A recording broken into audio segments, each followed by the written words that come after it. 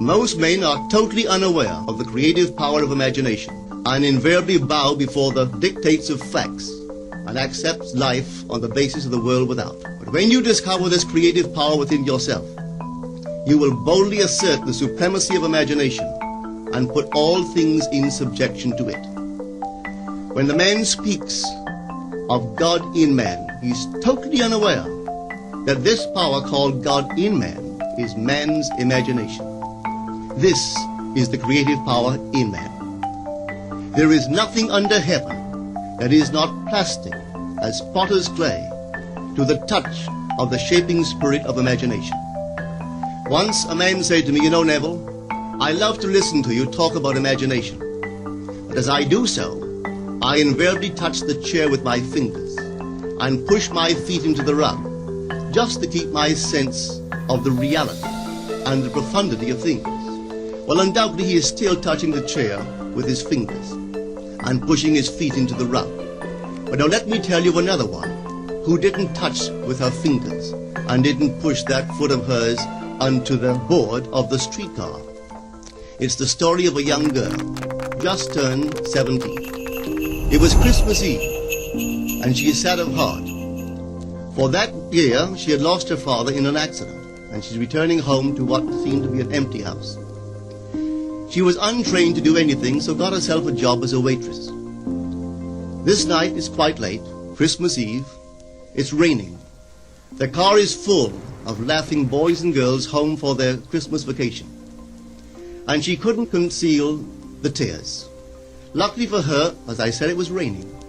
So she stuck her face into the heavens to mingle her tears with the rain.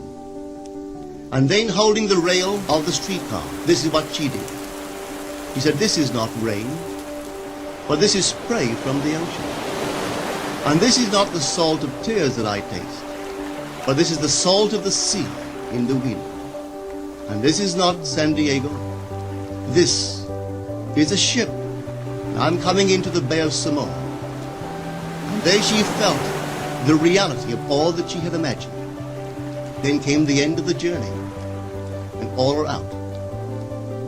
10 days later, this girl received a letter from a firm in Chicago saying that her aunt, several years before, when she sailed for Europe, deposited with them $3,000 with instructions that if she did not return to America, this money should be paid to her niece. They had just received information of the aunt's death and were now acting upon her instructions. 1 month later, this girl sailed for Samoa. As she came into the bay, it was late that night, and there was salt of the sea in the wind. It wasn't raining, but there was spray in the air, and she actually felt what she felt 1 month before, only this time she had realized her objective. Now this whole record is technique. I want to show you today how to put your wonderful imagination right into the feeling of your wish fulfilled, and let it remain there and fall asleep in that state. And I promise you from my own experience, you will realize the state in which you sleep if you could actually feel yourself right into the situation of your fulfilled desire and continue therein until you fall asleep. As you feel yourself right into it, remain in it until you give it all the tones of reality, until you give it all the sensory vividness of reality. As you do it, in that state, quietly fall into sleep. And in a way you will never know, you could never consciously devise the means that will be employed, you will find yourself moving across a series of events leading you towards the objective realization of this state.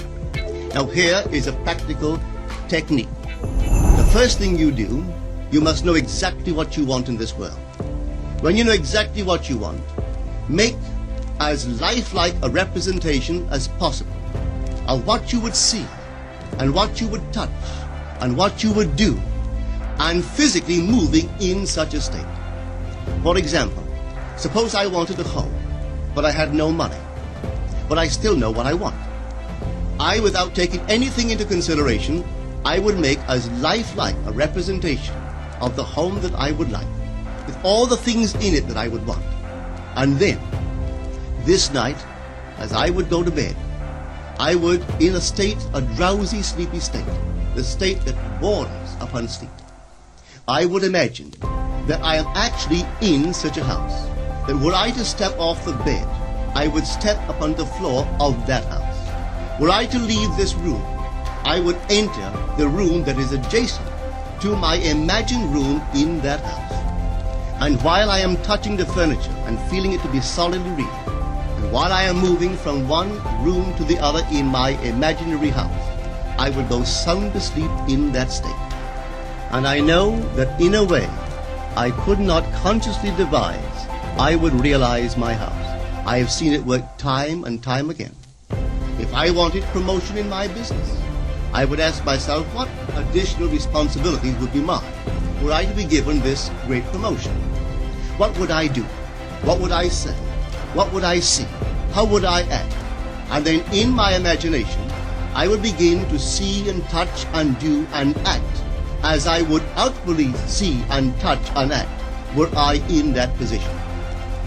If I now desired the mate of my life, were I now in search of some wonderful girl or some wonderful man, what would I actually find myself doing that would imply that I have found my state?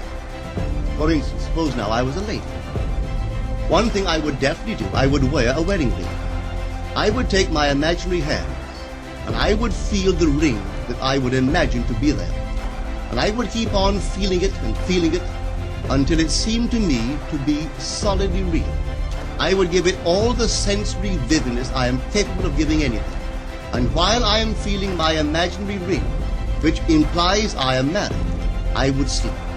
But when man begins to discover this power within him, he never plays the part that he formerly played. He doesn't turn back and become just a reflective life. From here on in, he is the affective life. The secret of it is to center your imagination in the feeling of the wish fulfilled and remain there. For in our capacity to live in the feeling of the wish fulfilled lies our capacity to live the more abundant life.